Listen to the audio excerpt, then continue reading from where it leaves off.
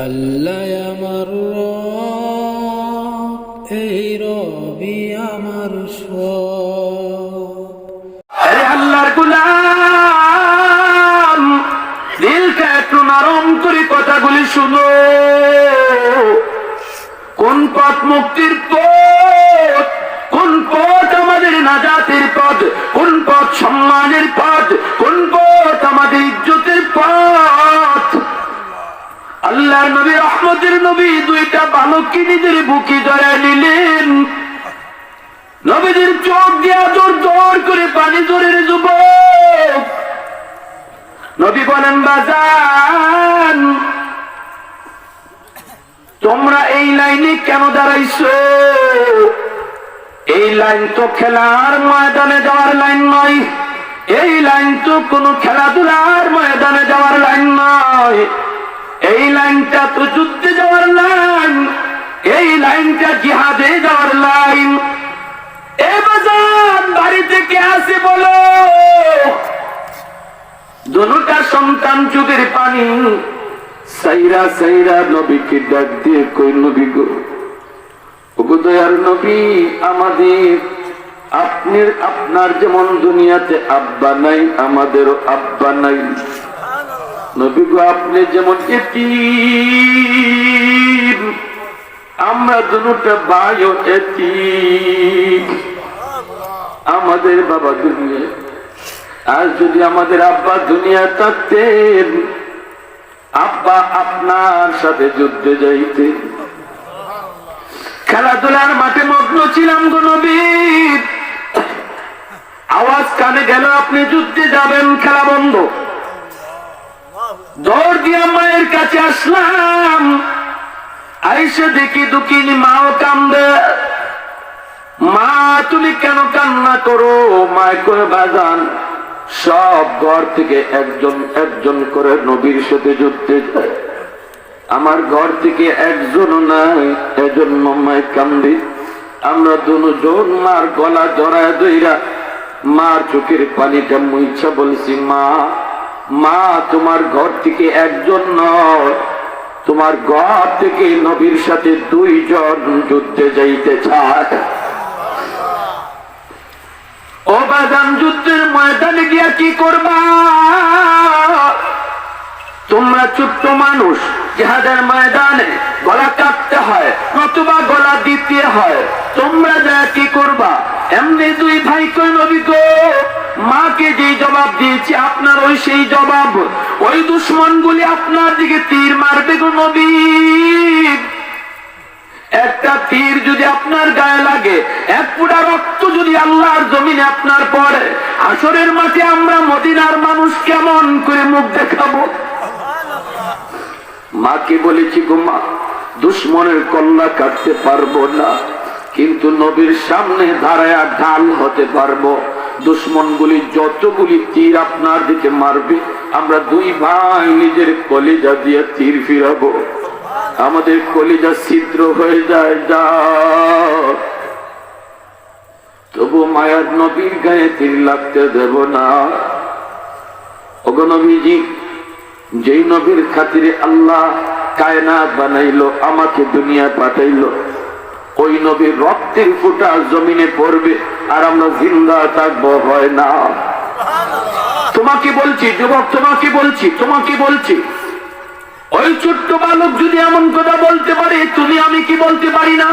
এই মক্কাই বাংলার জমিনে আমার নবীর সামনে কটাক্ষ করবে, আমার নবীর খতম নবুয়তের সিংহাসন কাদিয়ানীর দল ডাকাতি করতে চাইবে, আর তুমি আমি নীরব থাকবো, তুমি আমি জিন্দা থাকবো, আল্লাহর কাছে মুখ দেখাতে পারবো না। এজন্য নবীর শান, নবীর খতম নবুয়ত টিকায় রাখার জন্য, সিংহাসন নবীর জায়গায় রাখার জন্য যদি রক্ত দিতে হয়, যদি জীবন দিতে হয়, তাহলে এই ময়দান থেকে কারা কারা মুআওয়াজের মতো প্রস্তুত? একটু আল্লাহকে হাত উঠে দেখা।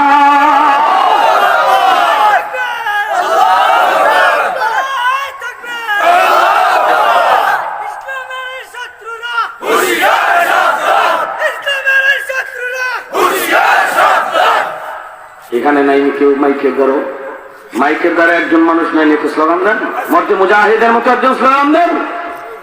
মাইকটা হাতে না, মাইকটা হাতে নিয়ে একটা স্লোগান তুলেন, মুসলমান মর্দে মুজাহিদের মতো আমরা আল্লাহর সৈনিক, নবীর সৈনিক। ঠিক কিনা জোরে খান? আমরা নবীর সৈনিক।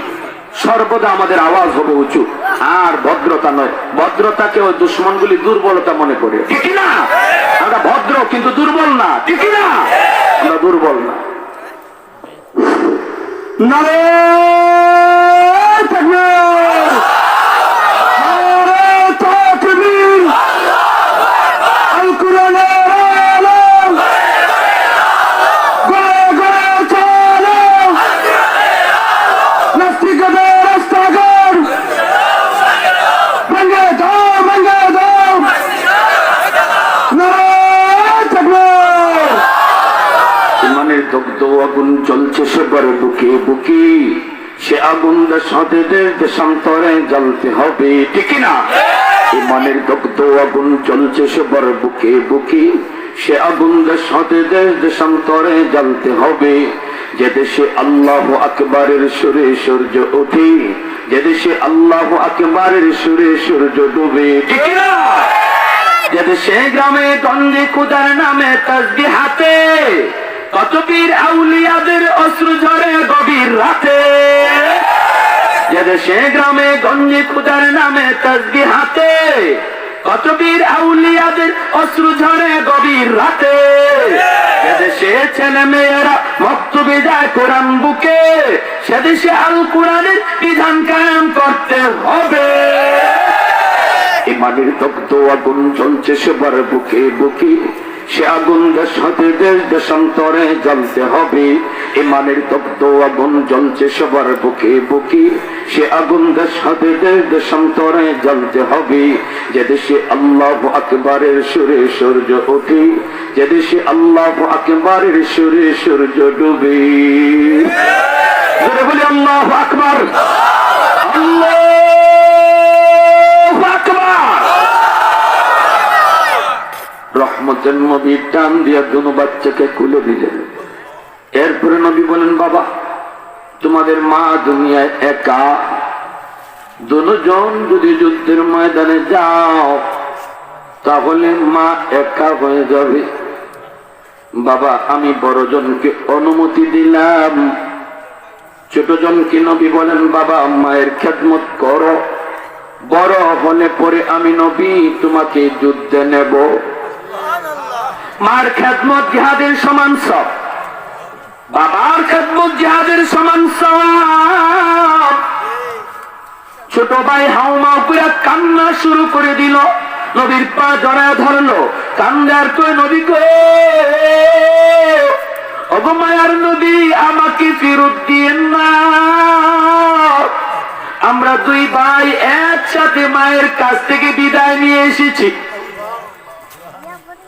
আমার মা আমাদেরকে চির বিদায় দেয়া পাঠা দিচ্ছেন, মা আর আমাদেরকে ফেরত চায় না। মা হাসরের মাঠে আল্লাহর সামনে পরিচয় দিতে চায় শহীদের মা।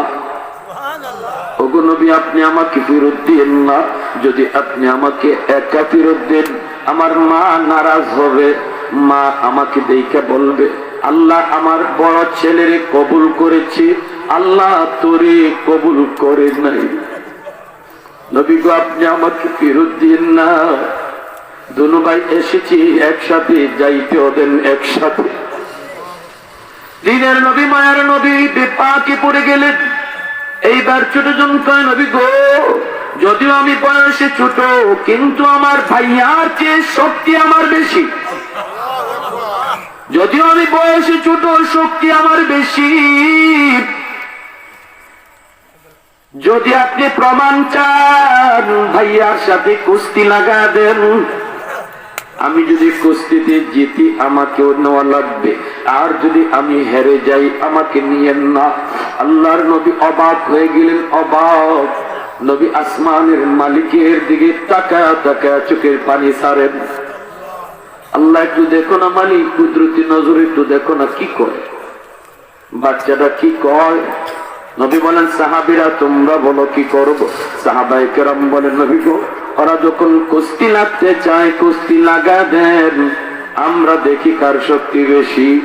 এইবার দুনু ভাই কুস্তি লাগার জন্য রেডি হয়ে গেল। কুস্তি লাগার আগে একজন আরেকজনের কানে কানে করে, ভাইয়া তুমি তো অনুমতি পাইয়াই গেছো, আমার এই সুযোগ কইরা দিও। বড় ভাই ইশারায় কয়, টেনশন করবি না, এসেছি দুই ভাই একসাথে যাব, একসাথে। কুস্তি লাগলো ঠিকই, বড়জন নিচে পড়ে গেল, ছোটজন উপরে ওইটা নাচে। নবীজি এই যে আমার শক্তি বেশি, আল্লাহ নবী দৌড় দিয়া কাছে যাইয়া দুজনের হাত ধরে নবী উঁচু করলেন। সাহাবীরা তোমরা কিছু বুঝছো নি? সাহাবীরা কয়, নবী গো আমরা সব বুঝে লাইছি। আল্লাহর নবী বলেন, তাহলে বলো কি করব?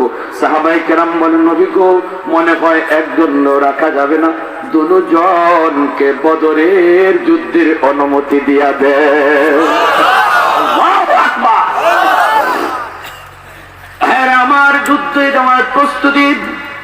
313 জন নবীর সাথে, সবার হাতে তলোয়ার নাই, তলোয়ার মাত্র 8খানা, 8 জনের হাতে তলোয়ার, বাকি সবার হাতে খেজুরের ডাল।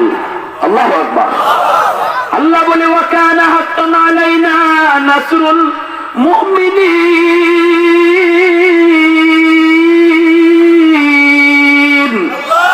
আল্লাহ বলে, সাহায্য করে আমি আল্লাহর জিম্মাদারি। আল্লাহ যারে সাহায্য করে তার হাতে কি আছে না আছে সেটা দেখার বিষয় নয়। আল্লাহ যারা সাহায্য করে বিজয় তার হয়, ঠিক না? আল্লাহ যারা সাহায্য করে বিজয় তার হয়, আল্লাহ যাদেরকে সাহায্য করে বিজয় তাদের হয়। আল্লাহ বলে, আমি মুসলমানের সাথে, আমি আল্লাহ মুমিনের সাথে, শুধুমাত্র তোমরা খাঁটি মুমিন হয়ে যাও, খাঁটি মুমিন হয়ে যাও, পাক্কা নামাজি হয়ে যাও, মসজিদওয়ালা জীবন গঠন করে নাও। তুমি শুধু হালাল পথে চলো, হারাম থেকে বাঁচো। গুনাহ যদি হয়ে যায় রে যুবক, সাথে সাথে তওবা করো, তবেই তুমি খাঁটি মুমিন। আল্লাহ আজও তোমাকে আমাকে সাহায্য করার জন্য প্রস্তুত। খালি গুনার কাজ ছেড়ে দাও। লা তারিকু যাররাতিন মিম্মা নাহালাল্লাহু আফজালু মিন ইবাদাতিস সাকালাইন। আল্লাহ নবী বলেন, কেউ যদি আল্লাহর ভয়ে একটা ছোট্ট গুনাহ করে, মানব দানবের যাবতীয় নফল বন্দেগীর চেয়ে একটা ছোট্ট গুনাহ আল্লাহর ভয়ে ছাইরা দেওয়া আল্লাহর কাছে বেশি প্রিয়। গুনাহ ছাড়া আল্লাহর কাছে 1000 রাকাত নফল নামাজ পড়ার চেয়েও বেশি সওয়াব। ভাইরা আমার, বুখারী শরীফ জিলদ সানি কিতাবুল মাগাজি, ছোট্ট দুইটা ভাইয়ের হাতেও খেজুরের ডাল, তলোয়ার নাই, খেজুরের ডাল। বদরের যুদ্ধে যাওয়া যাবে, একজন আরেকজনকে কয়, ভাইয়া আমরা ছোট মানুষ, বেশি কাম করতে পারবো না, আমরা একটা টার্গেট নিব, একটা টার্গেট। কয় কারে টার্গেট নিবে? ছোটজনে কয়, শুনেছি বদরে নাকি নবীর দুশমন আবু জাহেল আইছে। ভাইয়া আমরা ছোট দুই ভাই, আবু জাহেল রে আজকে টার্গেট নিব। বড়জনে কয়, আমিও রাজি। তবে আবু জাহেল রে চিনব কেমনে? কুন্ডা আবু জাহেল? আল্লাহর নবীর সাহাবী হযরত আব্দুর রহমান ইবনে আউফ রাদিয়াল্লাহু তাআলা আনহুকে ডাক দিয়া কয়, ইয়া আম্মি আরিনি আবা জাহেল, ইয়া আম্মি আরিনি আবা জাহেল। ছোটজনে কয়, চাচা আবু জাহেল কোনটা একটু চিনায় দেন। আব্দুর রহমান ইবনে আউফ রাদিয়াল্লাহু তাআলা আনহু বলেন, বাবা আবু জাহেল রে দিয়া তোমরা কি করবা? আবু জাহেল রে দিয়া তোমরা কি করবা?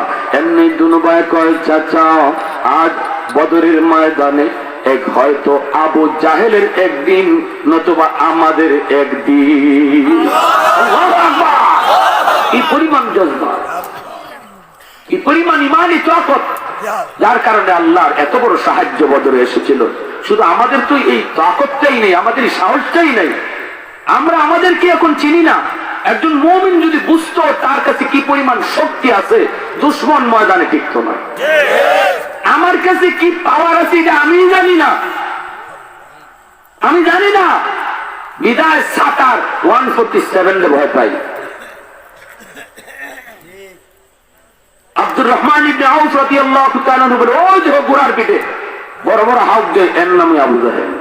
দুই ভাই কয়, আমরাও বাকি দুই যে ফালাফালিটা করতেছে। কৌশল করে করে খেজুরের ডাল লইয়া আবু জাহেলের গুড়ার সামনে গিয়ে যুদ্ধের ময়দানে হাজির। শুধু মানুষ সকলে দেখছে ও না কেমনে গেছে, ওই একজনে আল্লাহু আকবার কইয়া আবু জাহেলের গোড়ার ভার মধ্যে মারছে, আল্লাহ সাথে সাথে খেজুরের ডাল দিয়ে তলোয়ার বানায়া দিছে, গোড়ার চারোটা পা কেটে গেছে, আবু জাহেল নিচে পড়ে গেছে। আরেকজন ভাই হাতের খেজুরি ডাল দেরি নাই যাইয়ে আবু জাহেলের বুকে বসাইছে, এই ডালটারও তলোয়ার বানায় দিল কে? আরো জোরে বলুন কে? একদম দেহটা এই পার ওই পার হয়ে গেল। হযরত আব্দুল্লাহ ইবনে মাসউদ রাদিয়াল্লাহু তাআলা আনহু তিনি দূর থেকে তাকায় তাকায় দেখতেছেন, হায় হায় ঘটনা কি, ছোট্ট দুইটা ভাইয়ে করছে কি? আবু জাহেল নিচে ফেলায় দিছে। উনি দৌড়ে আসলেন, আয়েশা আবু জাহেলের বুকের মধ্যে বসলেন, তলোয়ারটা বের করলেন, আবু জাহেলের কল্লা কাটবেন।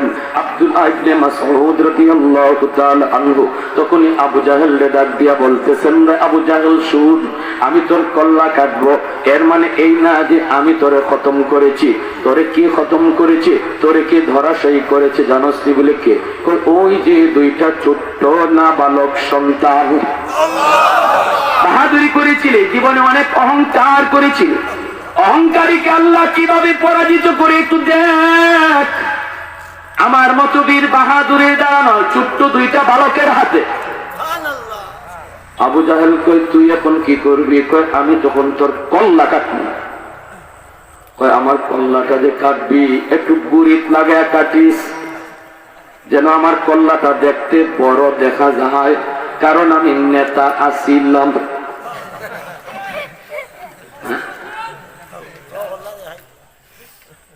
কি জাতের বেঈমান দেখছেন? মরবার আগে অহংকার যায় না। আব্দুল্লাহ ইবনে মাসউদ রাদিয়াল্লাহু তাআলা গুড়িত লাগাইয়ে কল্লাটা কাটছে। কাটিয়া এই বদরের ময়দানে আবু জাহেলের এই কান দিয়া তলোয়ার ঢুকাইছেন, এই কান দিয়া বাইর করছেন। বাইর করে তলোয়ারের মাথাটার মধ্যে আবু জাহেলের কল্লাটার লইয়া মায়ার নবীর দরবারে আইনা ফেলাইছে। আল্লাহু আকবার। নবীজি বলেন, হাযাল আসওয়াদু বি ওয়া আদুবিল্লাহ, এটা আল্লাহ এবং আল্লাহ রাসূলের দুশমনের কল্লা। কে করেছে? নবী গো, যে দুই বালককে আপনি অনুমতি দিয়েছিলেন তারা। আল্লাহু আকবার। আর আল্লাহু আকবার। এজন্য বলি যুবক, তোমার আমার অনেক দায়িত্ব আছে, ঠিক কিনা? জোরে খাও। ইসলামের যত বিজয়, ইসলামের যত বিজয় গান সব এসেছে যুবকদের হাতে। এজন্য আজকের যুব সমাজ ইসলামের মুসলমানের এক একজন সোলজার, আমাকে সৈনিক হিসাবে দাঁড়াতে হবে ময়দানে, সৈনিক হিসাবে ময়দানে দাঁড়াতে হবে। পৃথিবীর শেষ জমানা চলে এসেছে, হক বাতিলের দ্বন্দ্ব শুধু লেগেই থাকবে, আর কোনোদিন শেষ হবে না।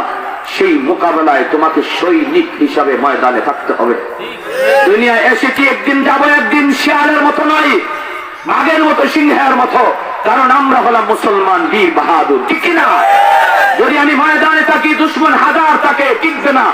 যদি আমি পাক্কা নামাজি হয়ে যাই, আমি যদি নামাজি হয়ে যাই, আমি যদি আল্লাহর খাঁটি গোলাম হয়ে যাই, আমি যদি আল্লাহর ভয় করি, গুনাহ হতে পারে, হয়ে যাবে, সাথে সাথে তওবা করে নিই, তওবা করে নিই, আল্লাহ ভুল করে ফেলেছি মালিক, এতদিন নামাজ পড়ি নাই, আল্লাহ আর নামাজ ছাড়বো না, আল্লাহ আর নামাজ তরক করবো না, আল্লাহ তুমি মাফ করো। এই কথাটা বইলা শুধুমাত্র তুমি আল্লাহর কাছে তওবা করো, আল্লাহ রাব্বুল আলামিন তোমার ওলির খাতায়, মুমিনের খাতায় নাম লেখায়।